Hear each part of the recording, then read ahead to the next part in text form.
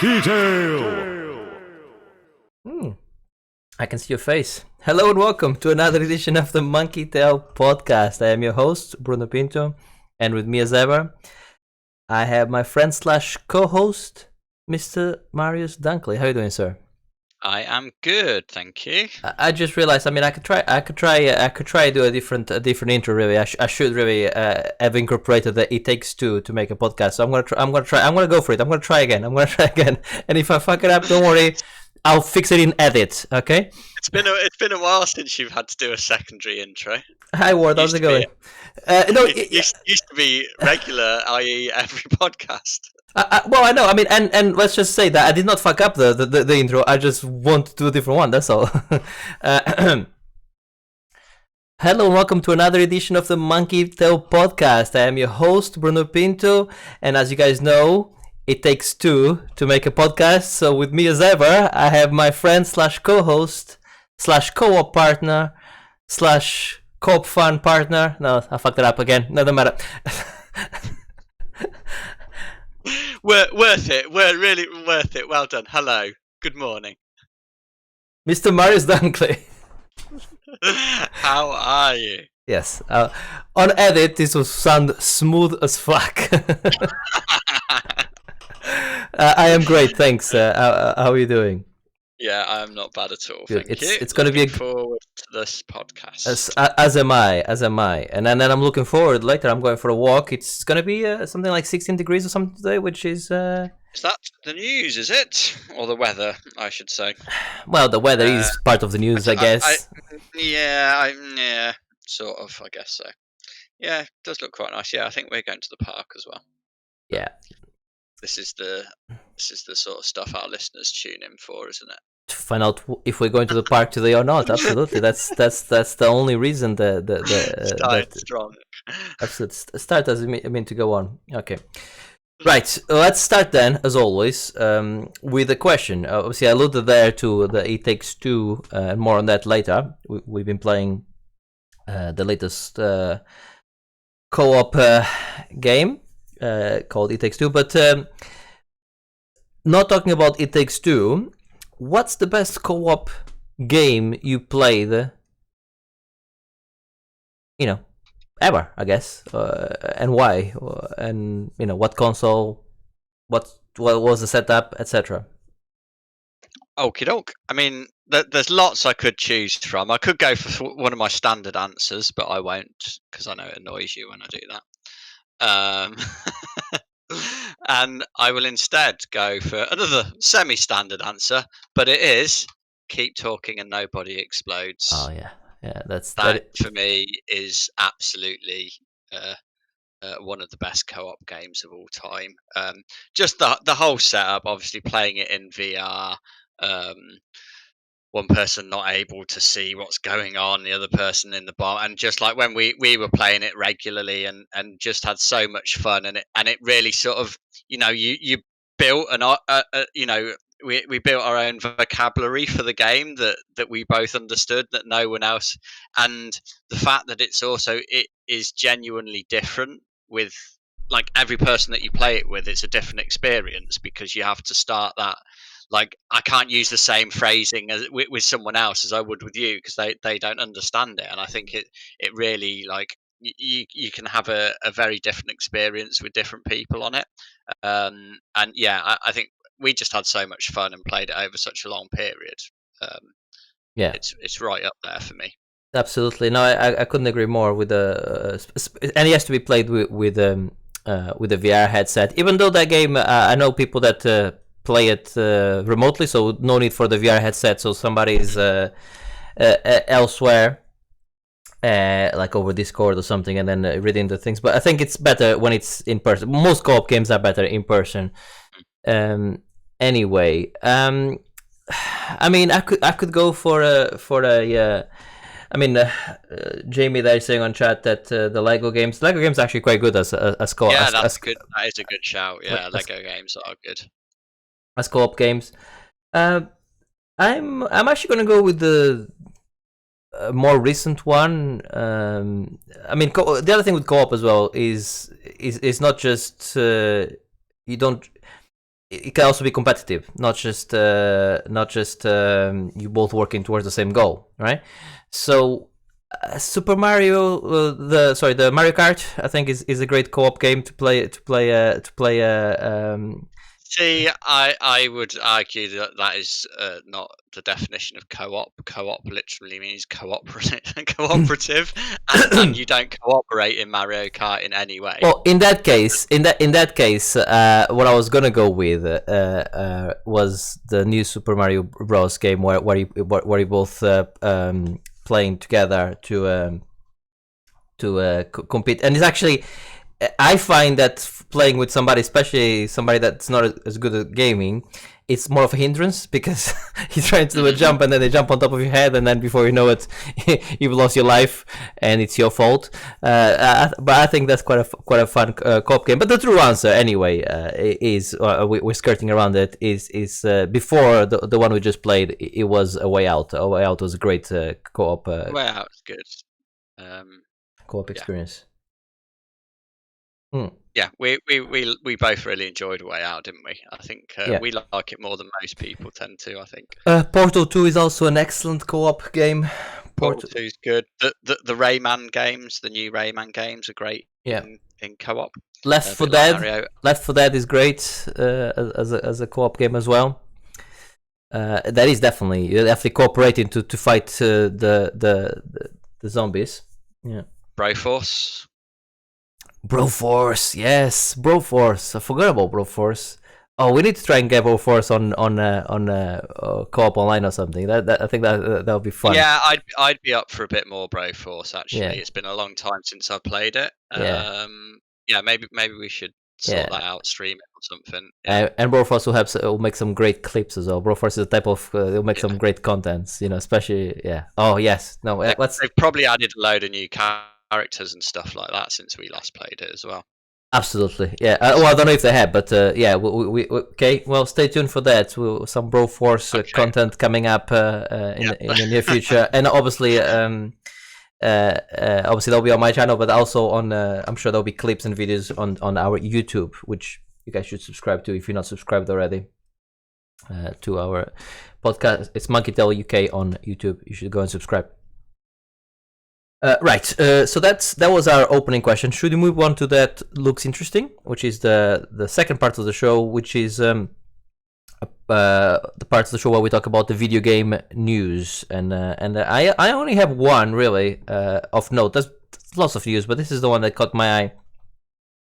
So one of the Sony studios that does the MLB The Show, which is a baseball video game, which I know probably is not on our radar as much because we don't like baseball, you and I. But they've always done Sony exclusives. In fact, they're a Sony developer. And their new game, MLB The Show 21, is actually coming for the first time on the Microsoft platform, on Xbox.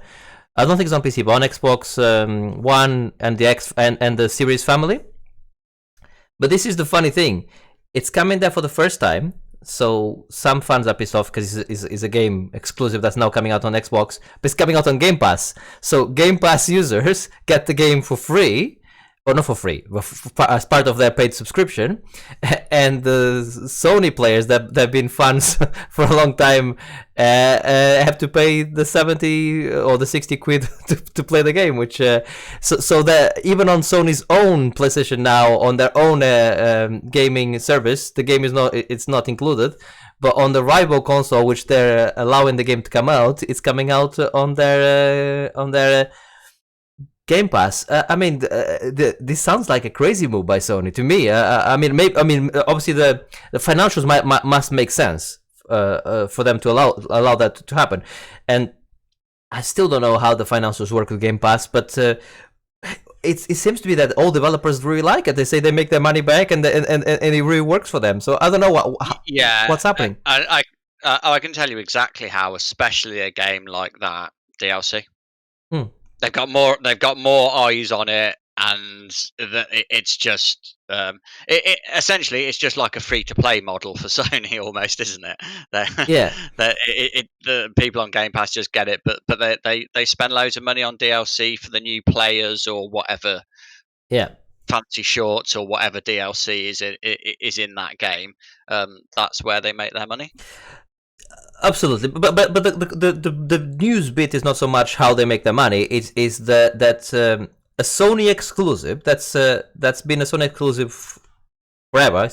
Now obviously it's no longer an exclusive now because it's obviously available on the Xbox family of consoles. But it's there. I mean, it's okay if they release it there, but this will be equivalent to Microsoft allowing Minecraft to go onto PlayStation Now. I mean, maybe not because obviously this baseball game is not Minecraft because nothing is. But you see what I'm saying? It's I get allowing it to go on the other console, but allowing it to go on Game Pass, it just sounds like the suicide to me. It's crazy. I don't know. I mean, it's what I'm saying. Financially, it makes sense. It's just from a PR point of view. Am I wrong here? I think this is the way that things are going to go. You're going to see a lot more things appear on different consoles in the future. I think. Yeah. I think it makes complete and utter sense. You're saying it doesn't make sense. I think it makes complete and utter sense. I think like. It would make less sense for like something like a Last of Us or something like that's a big traditional sort of, or a God of War or something like that to do it. I think that would be bigger news. But obviously God of War it was their biggest selling game. That's a different scenario. But I'll put it this way, okay? Because we obviously MLB. The game or whatever it's called, it's not our thing. We're not American. Or I think there's an Asian market. That's a big thing for baseball as well. But it's not our thing. Certainly mine and yours. But let's see something like maybe like The Last Guardian or something. Okay, let's say there's a new game or even The Last Guardian now. They allow that to go onto Game Pass. Something that's closer to us here. And if we're on Sony, we have to pay the 40 quid, 50 quid to play the game. But if you're on Xbox, you get the game. You see what I'm saying? You need to try and see it that way from a fun, not from an analytic point of view, from a fun. So I go and buy the game. Maybe I'm a PlayStation Now subscriber as well. But you allow your competitor to put it on their Game Pass offering and don't put it. I mean, at least do that, but allow it to go on PlayStation Now as well. So I'm saying at least match it. That's what I'm saying. That's the part which I think is suicide. It's that part. Yeah, well, I think it's not suicide, is it? Or they wouldn't have done it. No, it's not suicide. It'll make financial sense. So I'm saying that's why I started by saying don't look at it from a financial point of view, because obviously it makes sense from a financial point of view. I'm talking about from a PR point of view. But well, that's the news. I thought that was quite interesting, and I think you're right. I think we're going to see more of that. I mean, we're certainly going to see. We already have Microsoft published games on Switch and on Sony. I mean. Sony obviously there's Minecraft, but I think there's a couple more which are published by Microsoft, and you're going to see more now. Certainly with published by Bethesda, obviously being on the other consoles. But then Phil Spencer did say no more after we do the things in contract. There's no more.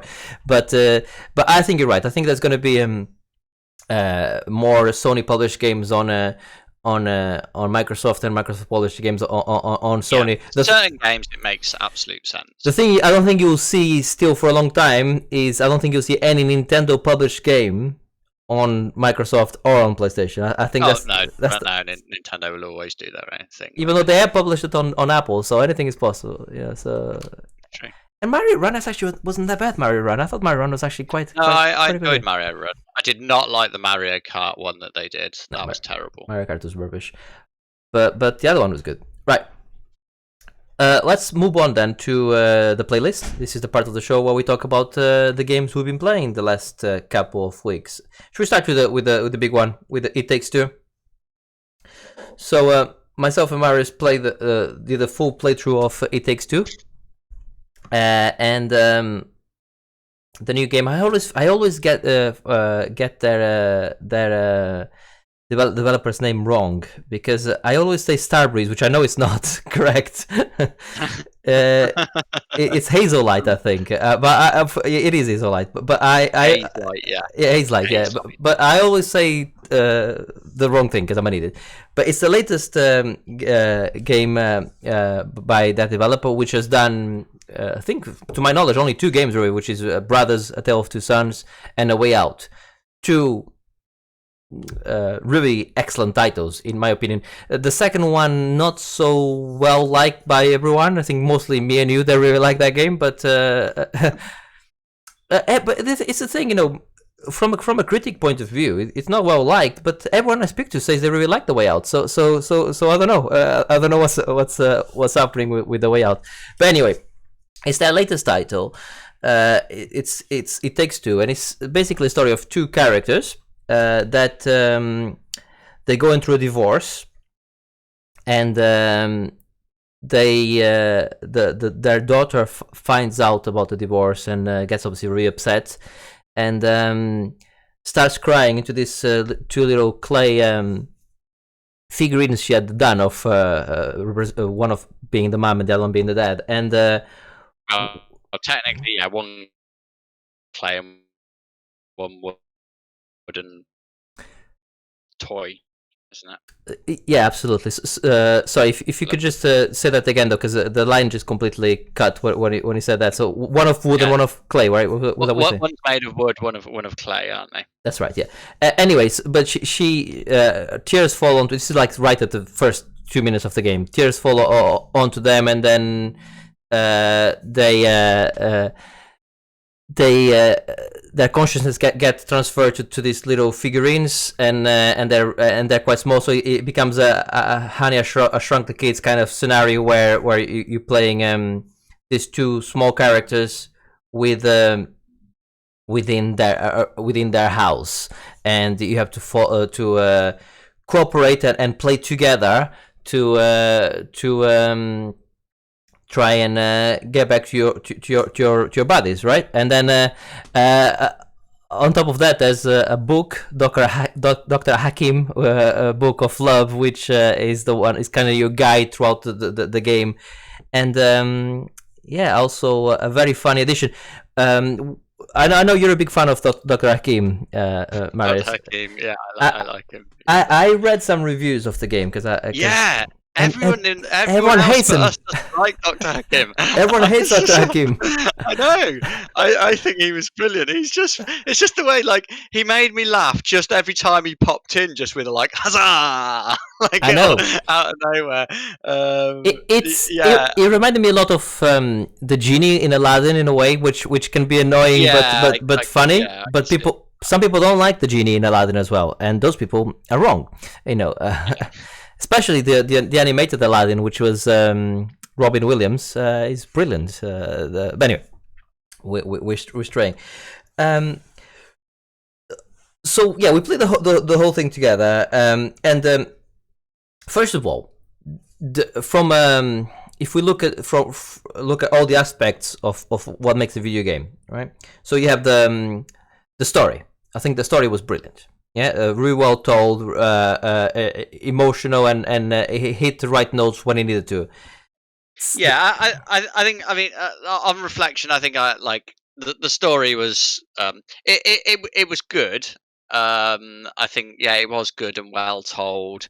I also think it didn't do anything particularly like nothing interesting or new, or it was just like nothing groundbreaking there. But then when you go to the other things, so the score, I think the score was excellent throughout. The different score depending on the biome you were in was excellent. The voice acting was top notch as well. Again.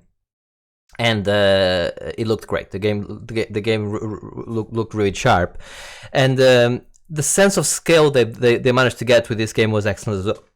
Because you played these small characters, and it did feel like you were a small character within the Toy Story kind of thing. You're playing a toy within the real world. I thought they done a great job there. and throughout the game, also the mechanics change all the time. So as you go from different biome to different biome, the mechanics are constantly changing. Your special powers are constantly changing, and sometimes even the game type is changing. Yeah, so that's, I mean, I've started there, so I don't know if you want to just jump in there, Marius, with your reviews.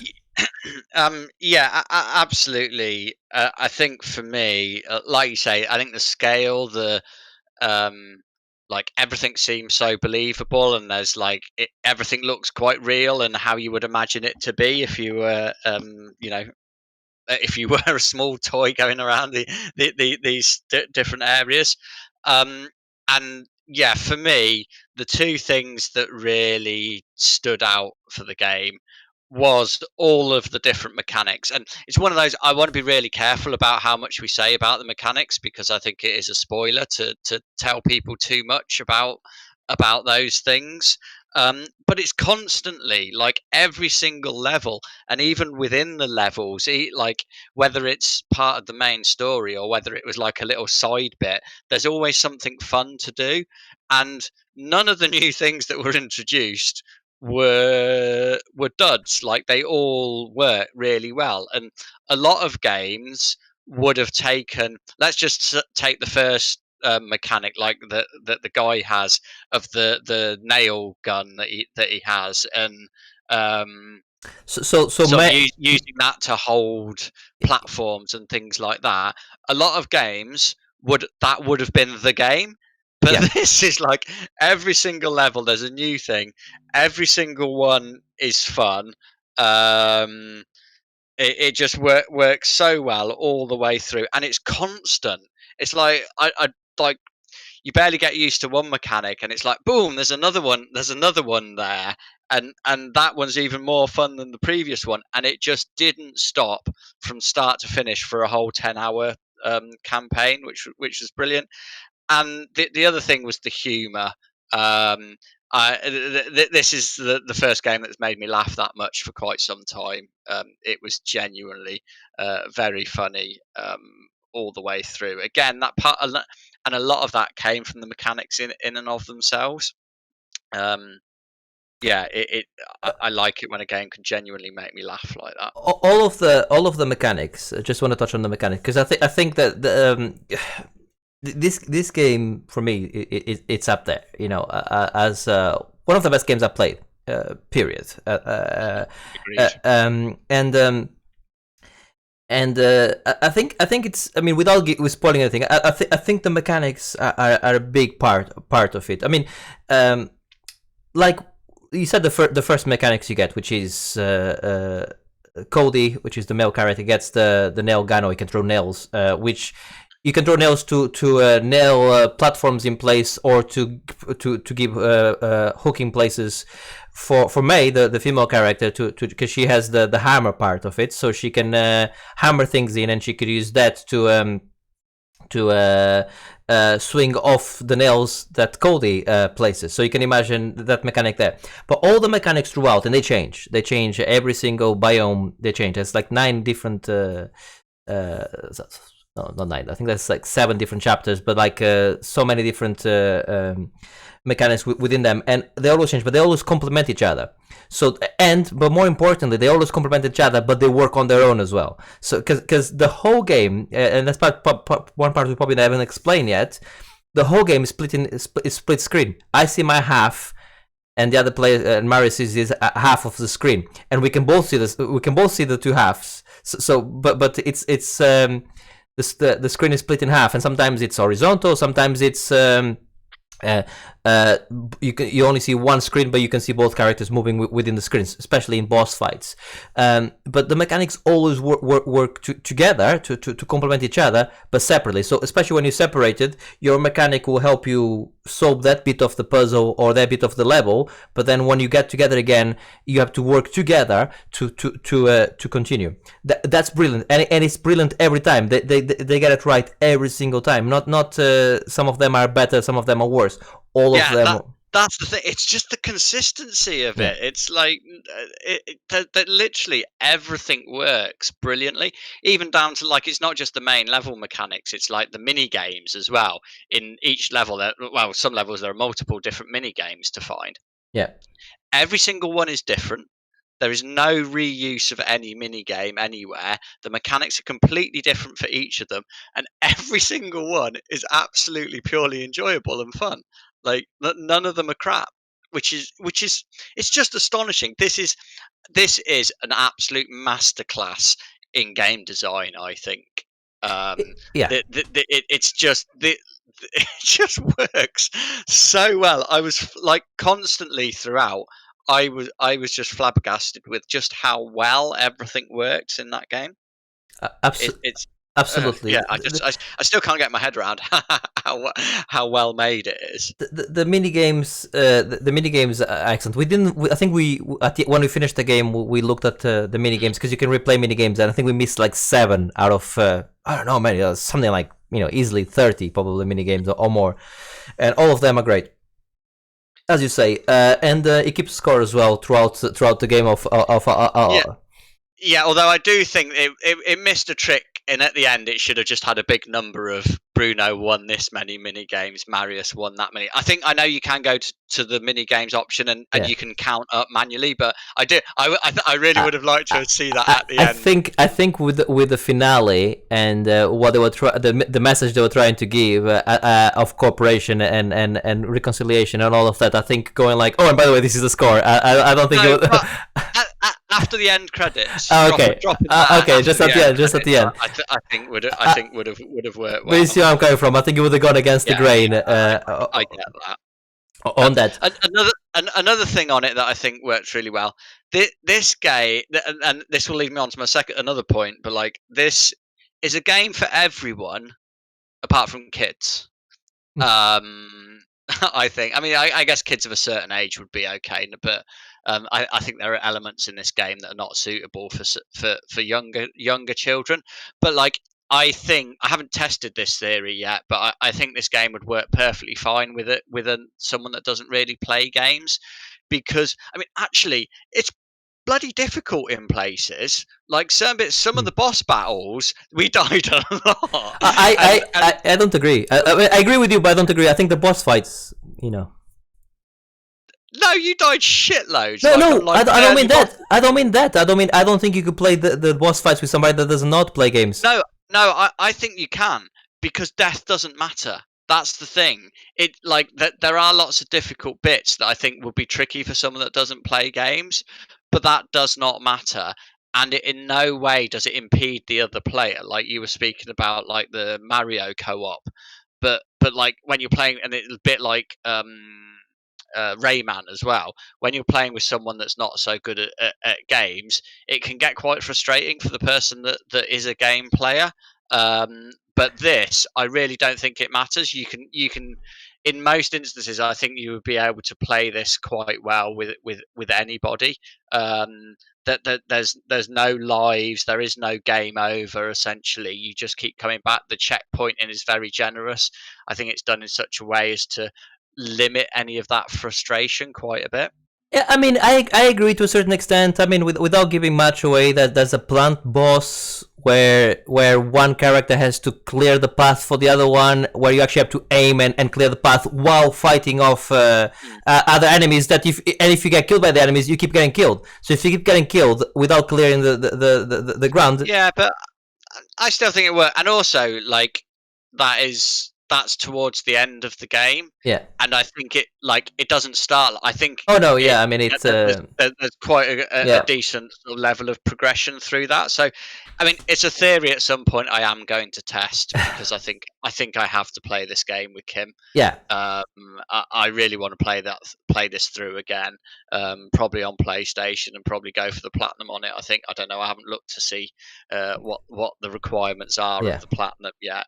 But I just love to play it through again, and I want to play it through as the second character. I think as well, I would describe this as the most co-op game. Yeah. Like a lot of games that are branded co-op, you don't like Broforce we were talking about, or the Marios. You don't have to work together. One person can make it through that game. Like it's just two people playing Portal, yeah. at the same time. Portal 2, you would have to play with the co-op part. You would have to play with somebody else, otherwise you cannot, because you need 4 portals. Yeah, absolutely. But I still think this takes that to another level of you really do have to work together and coordinate things throughout, which I think is brilliant. The story as well, like like I said, I think the story's okay. I think it's quite a sweet story in most places, but God, it goes dark sometimes. There are elements that both, like, there was one scene in particular which I definitely don't want to spoil for anybody. I don't want to give any clues. That, like, it was hilarious, but God, it also made me feel so uncomfortable and wrong. Yeah. Like it was just like it did a great job of being both brilliant, entertaining, and You see horrible that scene you speak of. I've been hovering over that scene in my editing software. I'm thinking this will make a great clip. Should I? But then I'm thinking if it's a clip, people know what they're getting into, right? You know what I mean? I don't know because it's so funny. Because we're both so uncomfortable but laughing at the same time. We're laughing and saying things like, "This is so wrong." It is wrong. Yeah. Again, see, I can't. I don't have enough nice things to say about this game, to be honest. I mean, you were running out of words when we were Superlatives, playing. to say, yeah. I think I've never heard the use of the word clever so much in any game. I like your catchphrase for playing the game. I like. I mean, the whole playthrough is on our YouTube. Well, it's not yet, but the first episode came out yesterday. Second comes out today. It's gonna be 9 episodes, I think. I haven't cut the last 3, so I need to see in terms of size. But I think it'll be 9 episodes anyway. So the whole thing is there. You can pick and choose and go and watch whatever you want. And yes, you're right. I do say clever and smart and all of that. I think again, without giving too much away. I think all of them were up there. All of the biomes, and I think the consistency is really high. I think I particularly liked the space station area. Personally, I think that's probably my favorite of the whole thing. Especially the puzzles in that. Again, without giving too much away, the puzzles on that were really clever. You have to really think about a lot of things to get it to work, because one of the characters had different states and different positions you can be at. I thought that was excellent, and visually as well, I thought it was one of the most interesting ones. See, I think my favourite was actually the magnet area with the magnets. I thought that was really good, apart from the amount of times that I had to explain to you what opposite meant and what attract and repel meant. But other than that, I really enjoyed that section. Wow.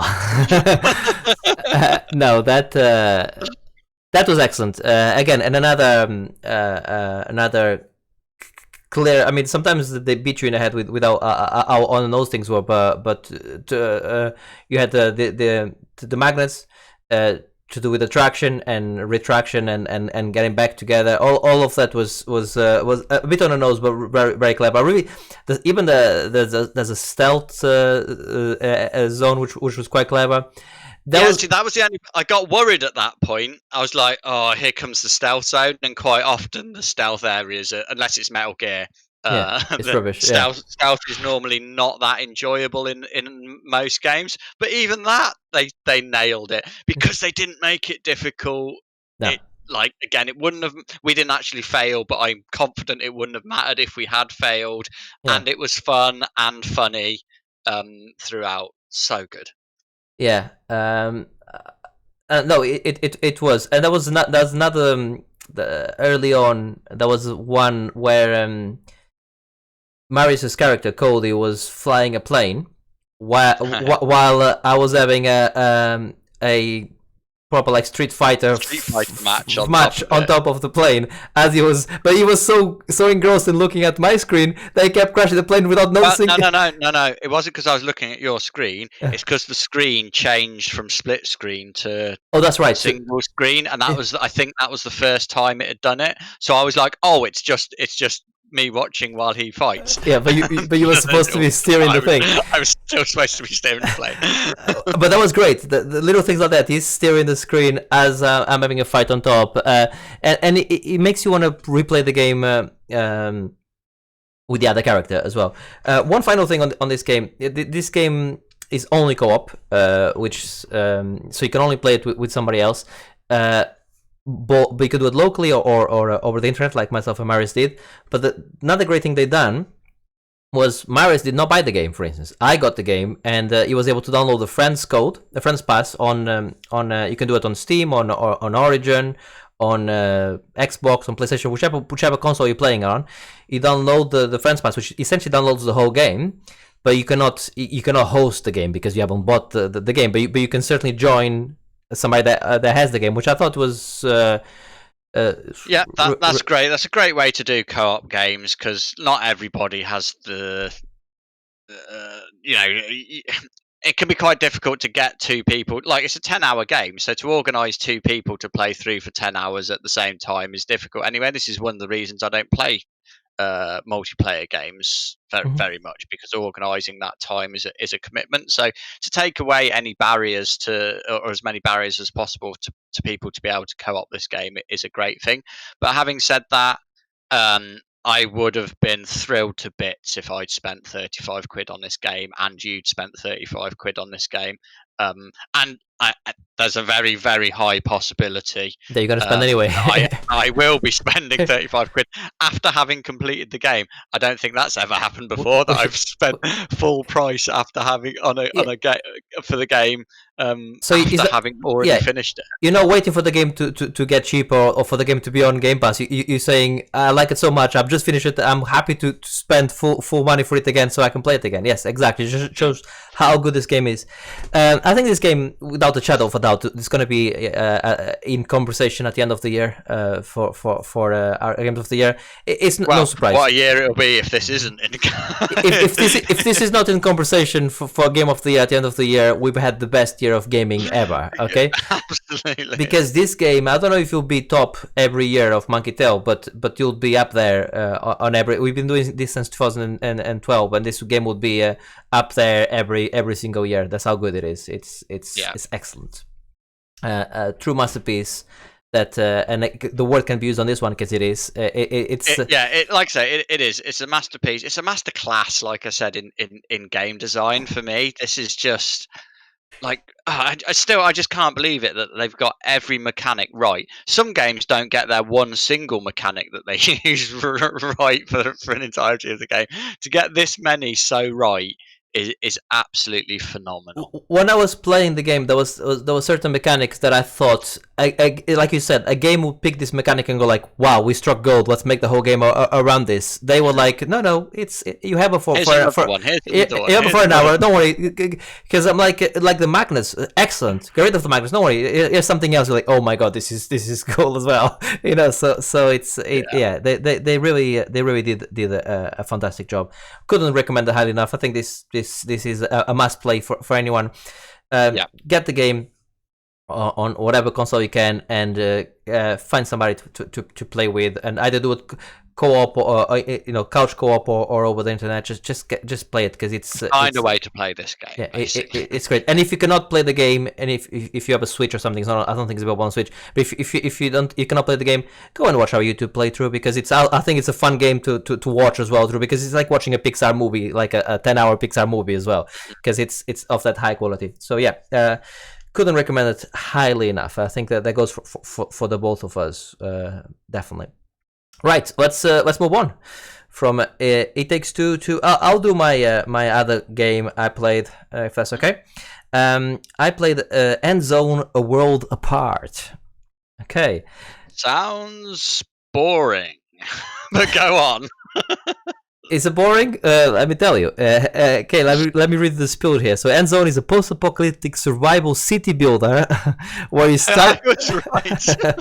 where you start a new civilization with a group of people after a global nuclear disaster. Right. So, this is actually really good. It's not your type of game. Let me just start by saying this. Much is evident already. However, it may well be the type of game for a lot of our listeners, because Oh yeah, I'm sure people lap this shit up. it does a lot of things well. So it does the Fallout thing of you come off a bolt and this is destroyed world, right? But it's a city builder. It's a city builder, and you start by you build your command center, and then you get your workers to go and get your wood, to go and get you the normal resources like you get, but it's post-apocalyptic, so you go and get go through the rubble, etc. But as you're creating this city, you have to deal with things like radiation, acid rain, all of these things that would be part of a post-apocalyptic world.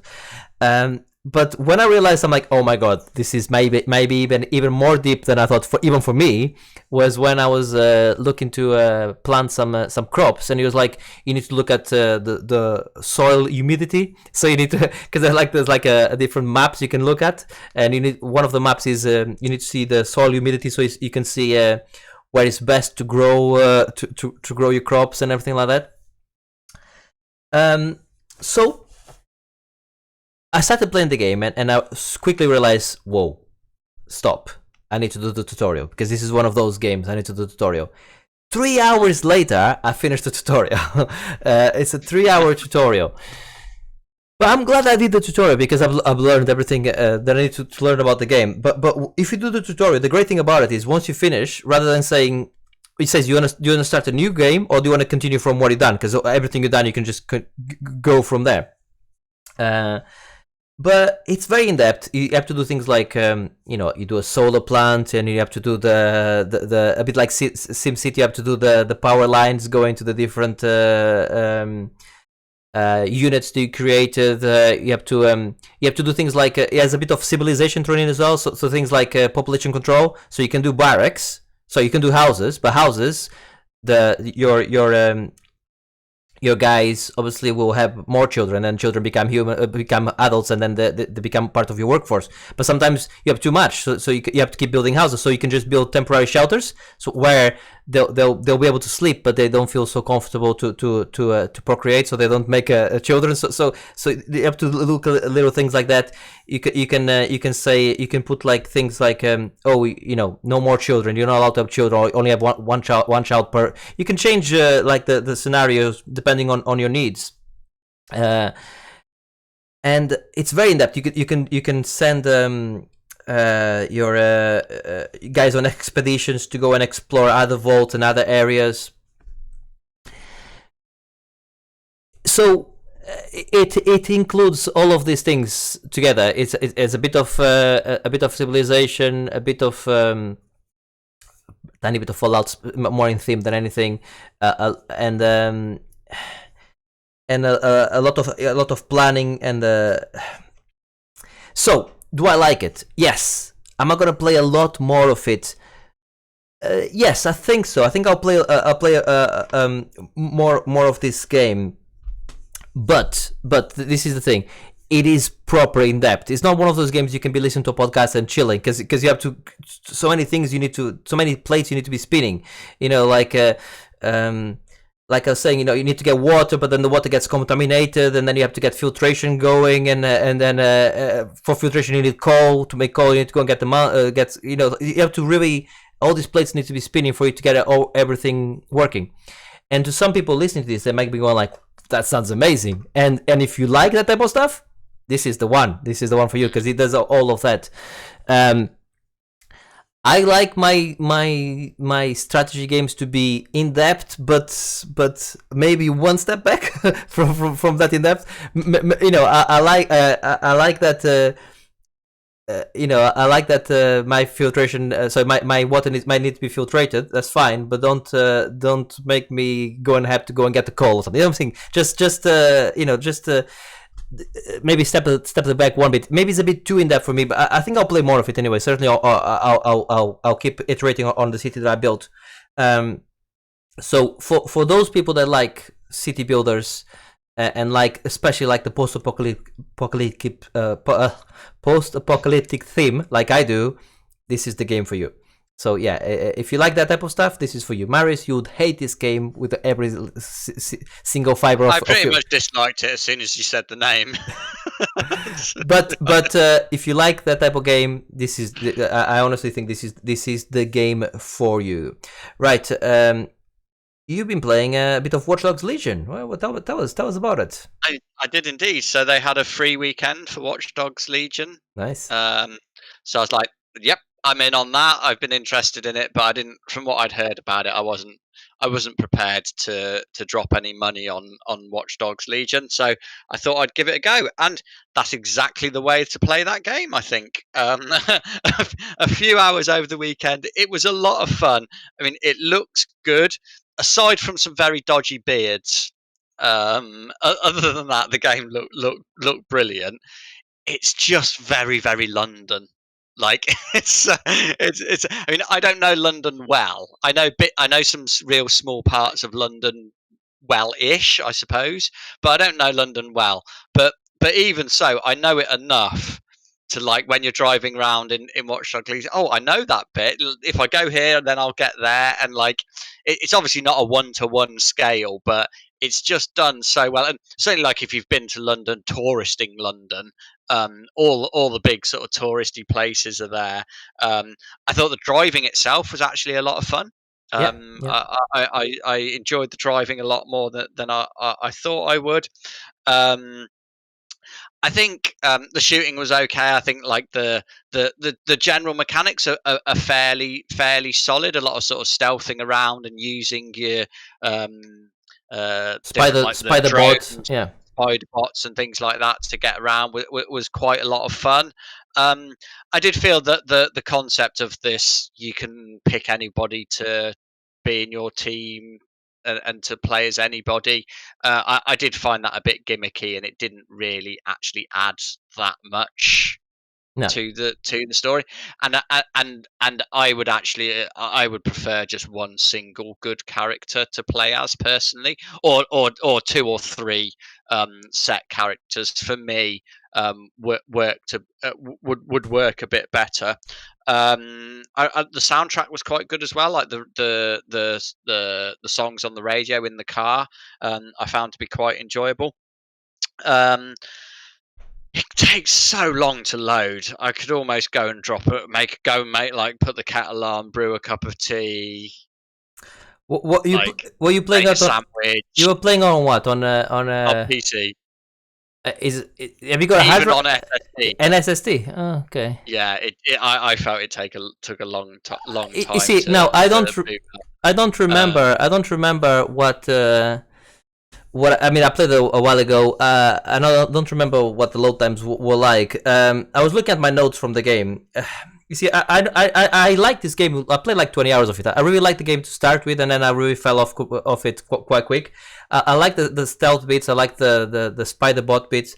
The only note I made, fun enough, is and I've lost my notes here. Was there was a bit with the spider bot where you can go up a tower, the clock tower, and it was a very platformy bit where you have to jump up and go through lots of different platforms as you climb in the tower. I thought that was quite clever. I quite like those bits where you go like nanobot size, and then you go through the circuitry, and you have to. I didn't do any of those bits. You have to drive your like micro drone through the circuitry, and you go into. It's very like obviously you're inside the circuit board, and you're having to hack things in there. So I thought those things were quite good, but I fell off the game quite bad as well. I think it's a good game, but it's that's it. It's a 7 out of 10 game. It's what it is. It's fine. Yeah, I think so. Like I say, a free weekend for a few hours was plenty for me. I really enjoyed that time, but then that was enough. I didn't need any more than that. I think the other thing I would shout out is it seemed to have, for someone that doesn't need any of these things. So I'm probably not speaking from the best perspective, but the accessibility options seem to be really good on there. They seem to have lots of different options for how subtitles work, for color blindness, and all sorts of things like that, which I think we're seeing more and more of now. I think developers are getting the idea that not all gamers are of the same physical or mental capability. So I think I wanted to give a shout out to Ubisoft for putting those options in there. I think for me that looked to be the most extensive range of options for those sort of things, other than Last of Us 2. Certainly in a big name sort of AAA game.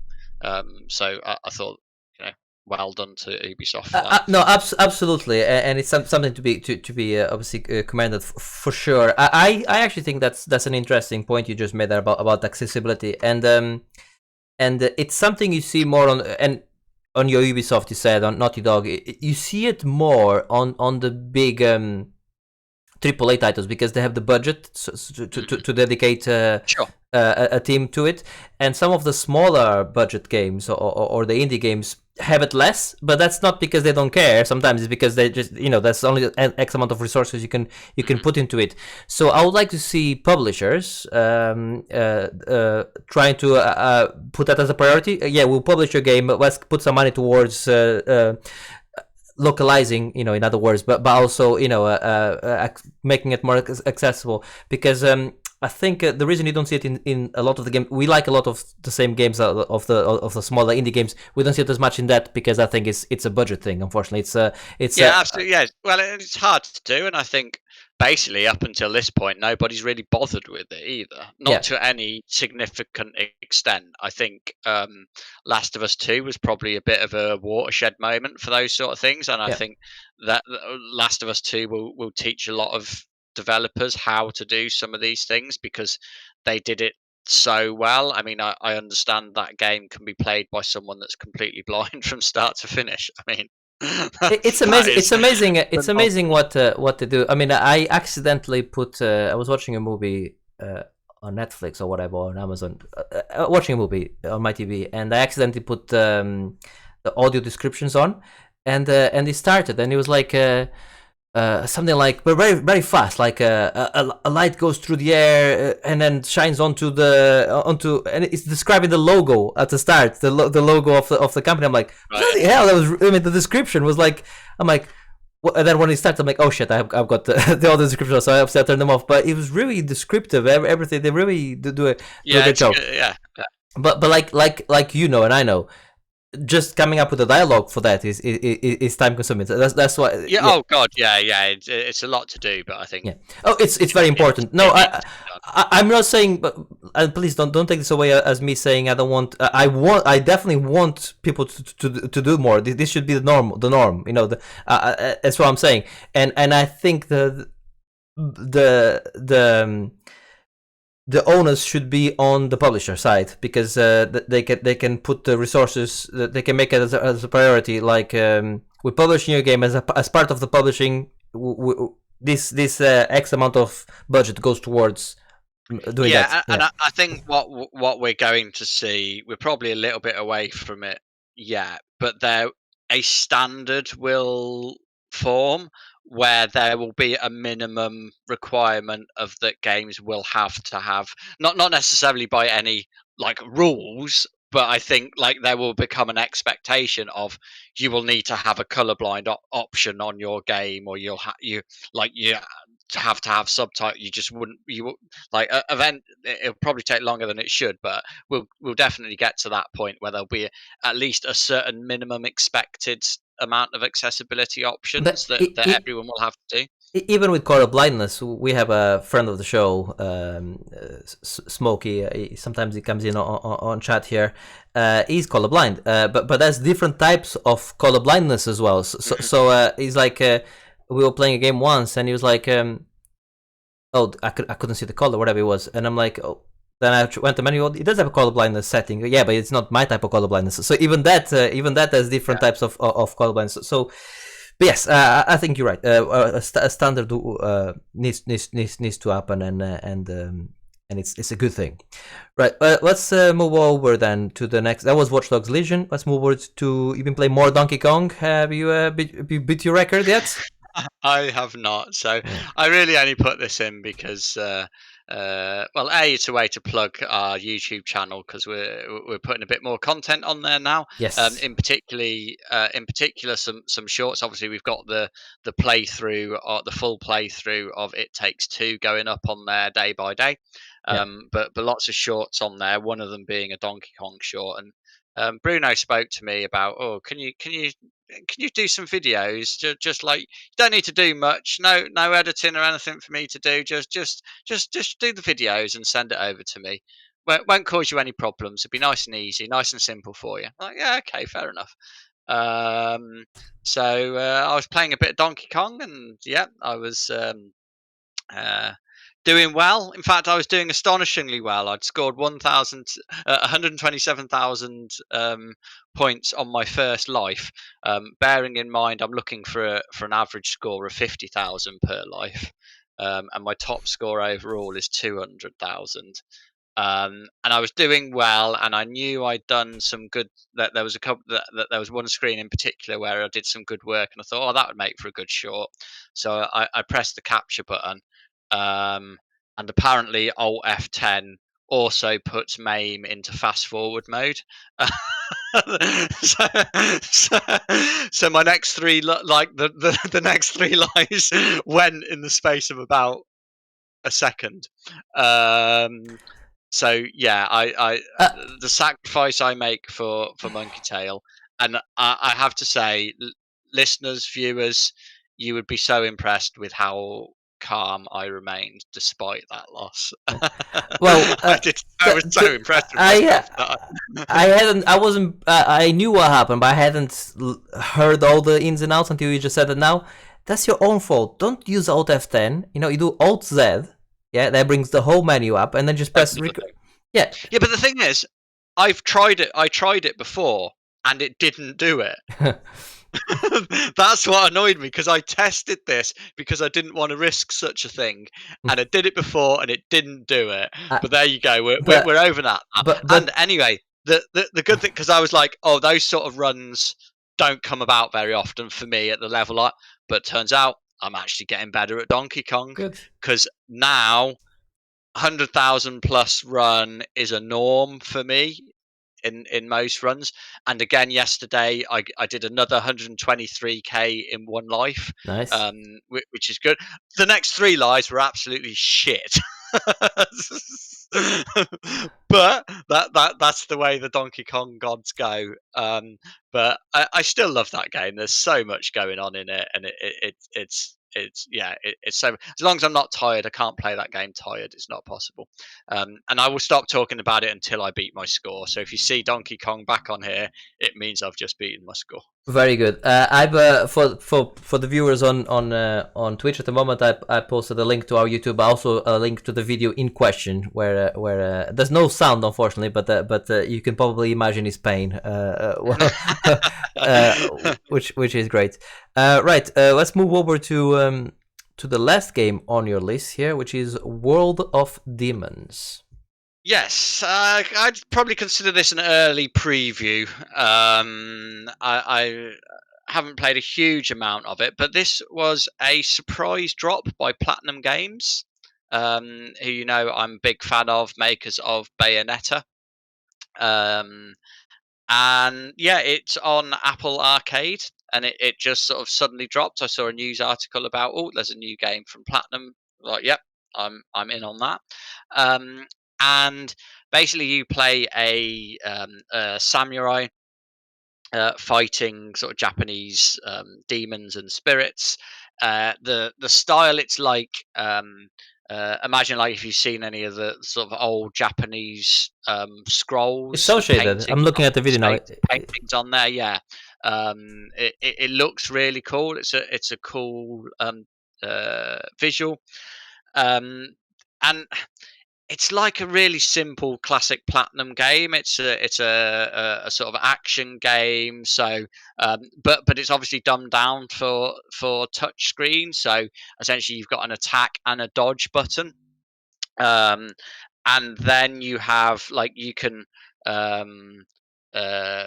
use some of these demons. Basically, you can collect them if you like, and then you can use their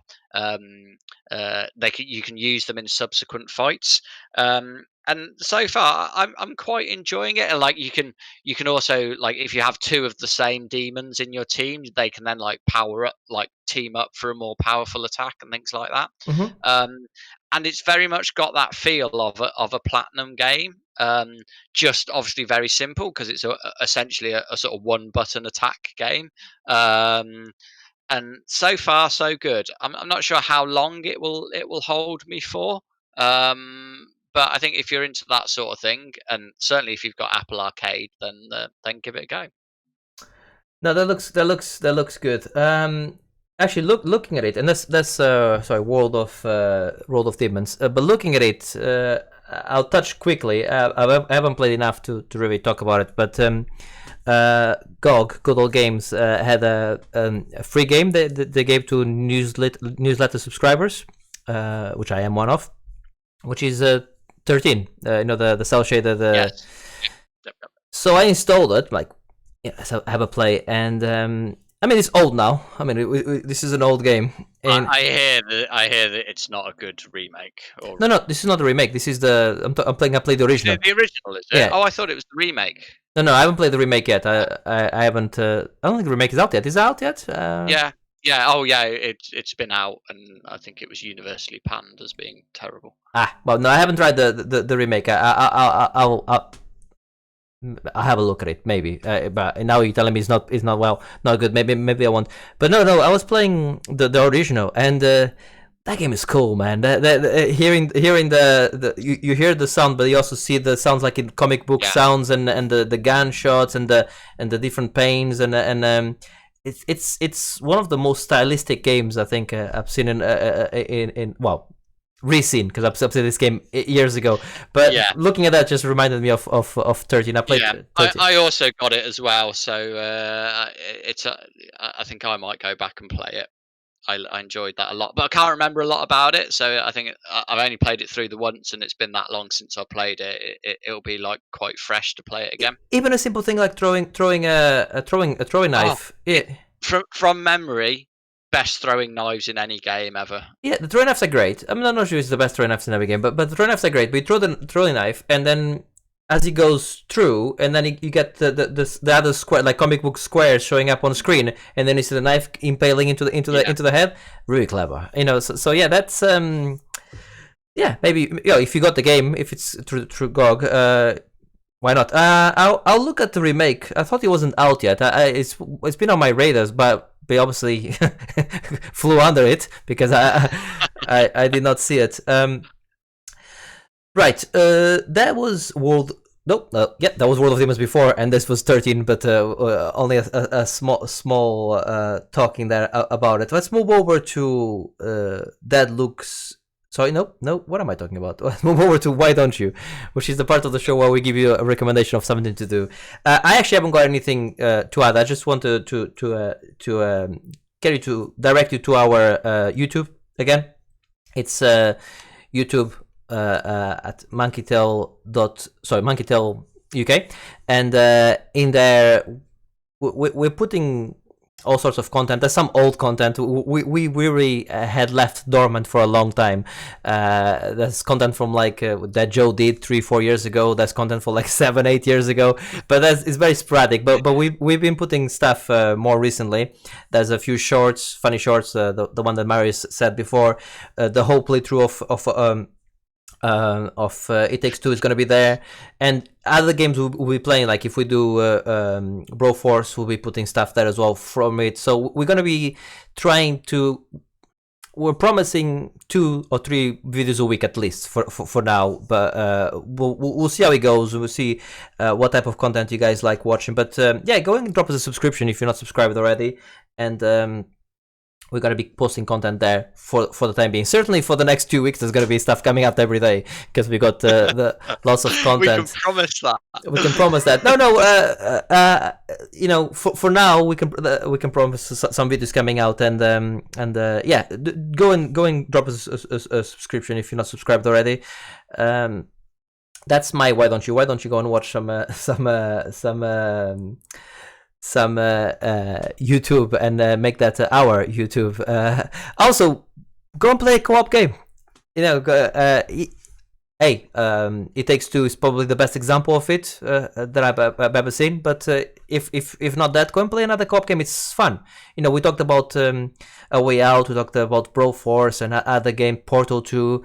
In times of COVID, like we are now, where you're separated, it's a great way to spend some time with some friends and just do something together. There's some great examples out there that you can do both in person or over the internet. So yeah, go and play a co-op game. It Takes Two is probably the best example of it, but there's lots of other ones out there, like as I say. Yeah, that's my why don't you, Marius. Yeah, so I mean, I'm just going to talk about a few films that I've watched recently. Oh, okay. Yeah. I'm going to do the classic. Okay.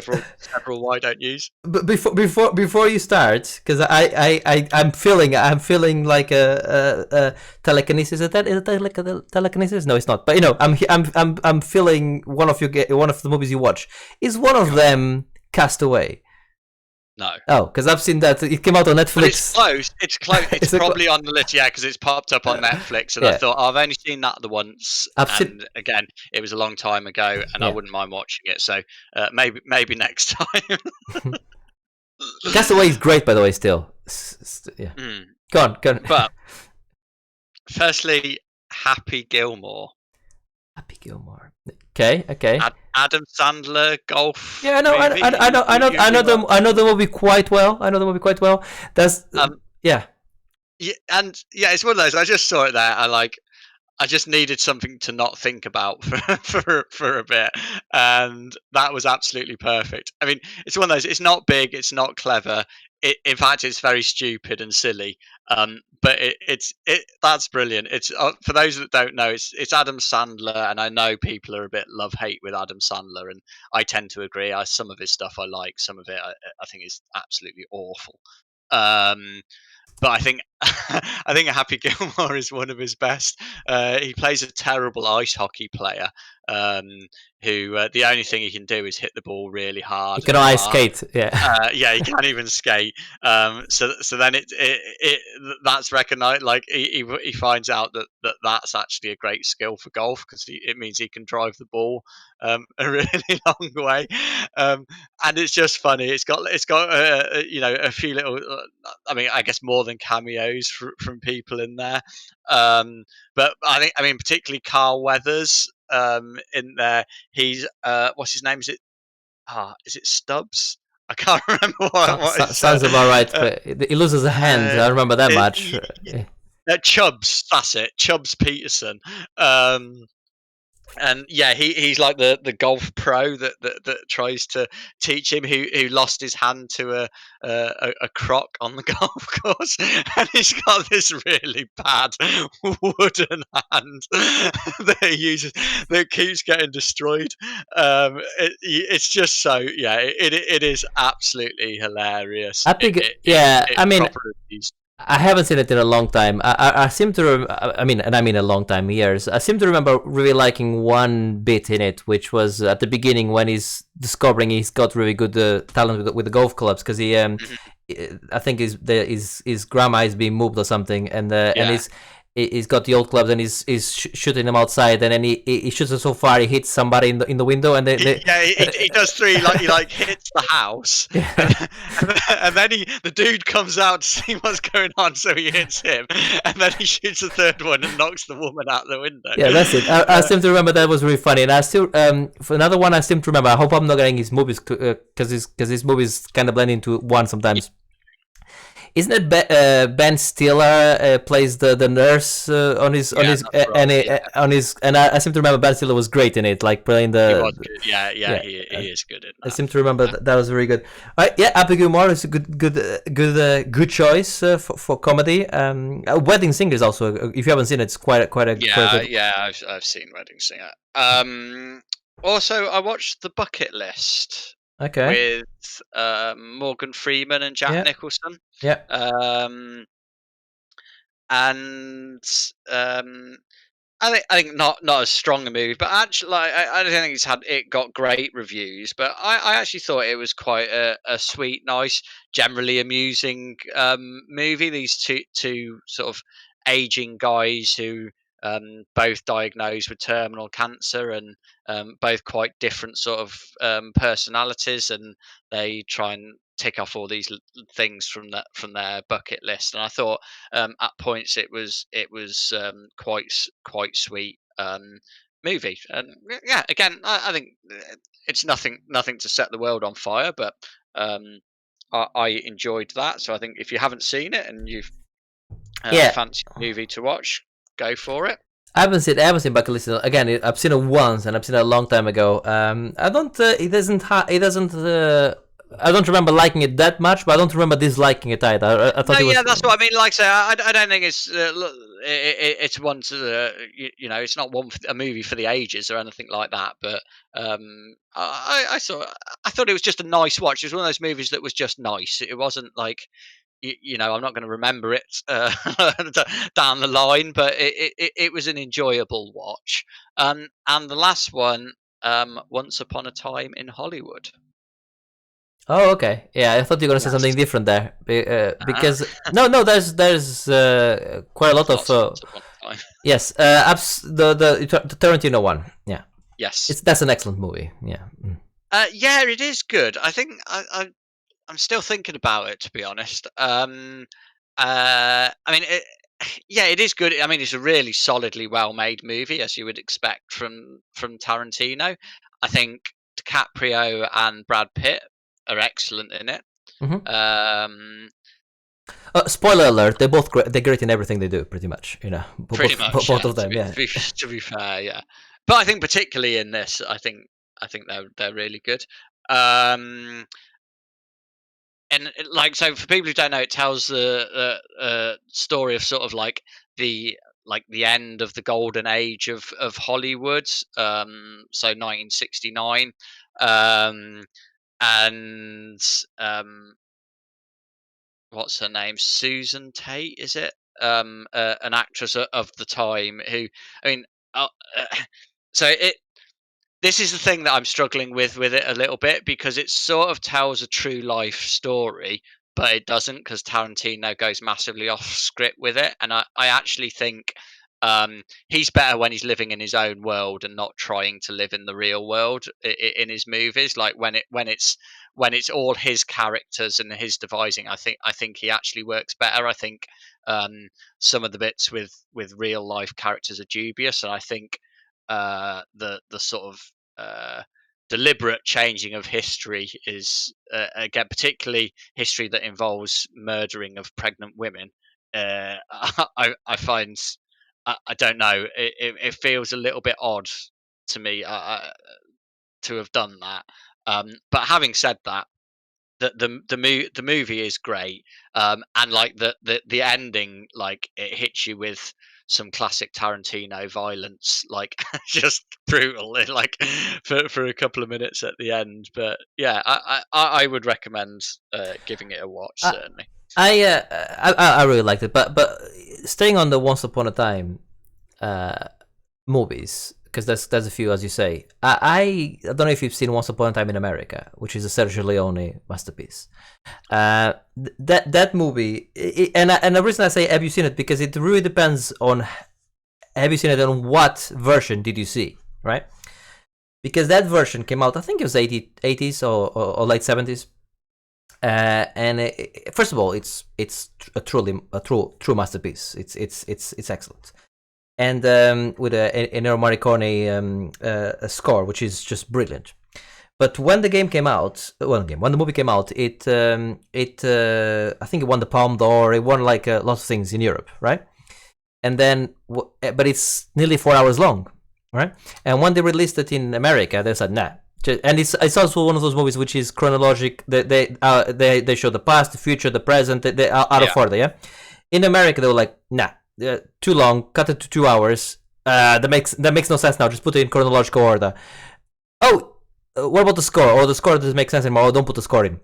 It got panned as a terrible movie. So it depends which version you watched, and that version obviously is terrible. But if you watch the proper version, the director's cut, which is the nearly 4 hour long one, it has Robert De Niro in it and a few other great actors. Is one of the best gangster movies you ever gonna see. It's that good, and it shows the story of the like 3 generations of the same character, and it's truly excellent. I think you will like it, but it's one of those you need to set aside a bit of time to watch it. I liked it so much when I watched it the first time that I finished watching it, and I put it on again. Put it on again, watch it twice in a row. That's how much I liked it. I thought it was great. So that's how good it is. But yeah, the Once Upon a Time. I think that all of them are good. I mean, even the Once Upon a Time in the West is good. With Banderas, which is done by what's his Tarantino's friend. He did Grindhouse with him. Robert Rodriguez. Yeah, it's Robert Rodriguez one. That's actually quite good as well. Once Upon a Time in the West with Salma Hayek and Antonio Banderas and a few things like that. So, and if we're going for Once Upon a Time, so we can't not mention Once Upon a Time in China as well. I haven't seen that one. Does it have Jackie Chan or something? No. There was a 50-50 chance there. It's the other one. It's Jet Li. Jet Li. I knew it was going to be one or the other. Very good. Yeah. So that's watch a Once Upon a Time movie, or if you want something a bit funnier, go for Adam Sandler. See, Adam Sandler is very, very hit and miss because he's grown ups. His Grown Ups movie, Grown Up 1 and 2, are 2 of the worst movies I've ever seen. And why did I see the second one? I don't know, because I'm an idiot. But because they're both... I mean, the first one is really bad, and I thought, it cannot get worse. Oh my god, it can. It can, quite considerably. They're truly, truly terrible movies. And some of his other movies he's done are terrible. But then he's done some great things, like Hidden Gems on Netflix is fantastic from him, and Reign Over Me, and... which is also excellent. I need to watch that. It's been on my watch list for bloody ages, and I've just never quite got around to it. Reign Over Me is excellent. So he's done some really great stuff, both on comedy and on dramatic stuff. There's some really good stuff he's done, and some terrible stuff. Happy Gilmore is not so bad, and then there's stuff which skirts the really bad, but then there's some good bits, which I think is Little Nicky or something. It's called the one who plays the devil. I mean, it's terrible. There's a couple of good jokes, but it's terrible most of the time. Some say so. So it's very hit and miss as an actor, but it does have some good stuff there, of course. Right. Oh, this is going to be a difficult one for me to do the why don't you on the. Well, I'll see what I can do. Right, but that's gonna do it for us, I think. So we're gonna leave it there. But before we do, thank you very much for watching. If you're watching on YouTube, and thank you very much for listening. If you're listening on your podcast player of choice, one thing you can do for us, which is great, is you can subscribe to us. It's free. There's a lot of good for us. Like if you're watching on YouTube as well, there's a lot of good for us, and tell a friend. And if you want to get in contact with us, you can do so by emailing podcast@monkeytail.co.uk. We read all emails because we get none. But if we start getting loads, we'll probably stop reading them, but we don't get any. So please do send us, say hi. We would love to hear from you. That was, we're doing a great job or doing a terrible job. Every feedback is accepted and welcomed. But I'm going to leave it there then. As I said, I've been Bruno Pinto. I've been thinking I need to mention just once more how good It Takes Two really is. It Takes Two is brilliant. It's honestly, it's brilliant. Go and play it now. Honestly, it's if that game doesn't win Game of the Year for every publication this year, there's something's gone wrong, or right. Something has gone really right because hey, listen, there's Russia and Clucks coming up. That could be, that looks great. So we'll see, but whoa, what a game! Go and play it. All right, bye. Goodbye.